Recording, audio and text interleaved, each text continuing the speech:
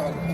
Ito po, ang unang tanong ay magagaling from Miss Hannah Mallorca Atinio of Inquirer.net. Nandito po ba si Miss Hannah? Miss Hannah, kung nandito ka, napapalibutan ka na. Ayan.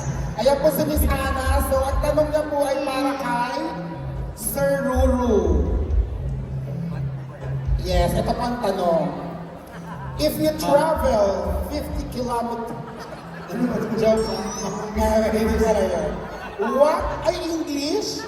Oh, English ka sa English ko naman, English. English eh.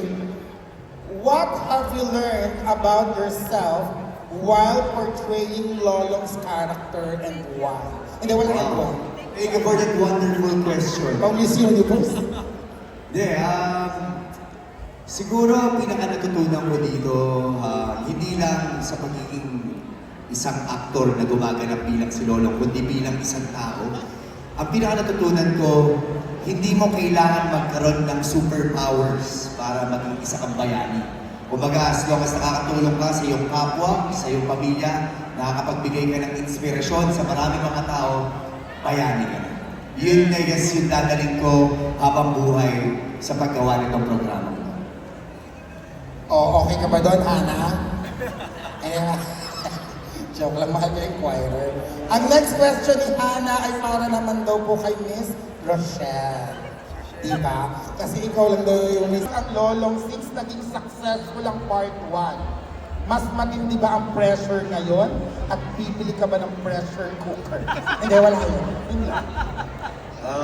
Siguro yung pressure kasi I guess hindi naman yun mawawala in every project na gagawin natin. At for me, yun yung gusto ko laging pakiramdam. Hindi pressure sa kung ano man, sa kompetisyon, o sa kung ano man. Kumbaga pressure na makagawa ka ng isang programang tatatak sa puso ng sambayan ng Pilipino. Siguro yun yung lagi kong gustong pakiramdam dahil ayoko rin na makakampante ka na parang hindi mo na pag-iigihan yung mga ginagawa mo. So, dapat laging parang laging kasama yon sa bawat proyektong gagawin natin. Miss Rose, kung naririnig mo to, okay ba sa'yo?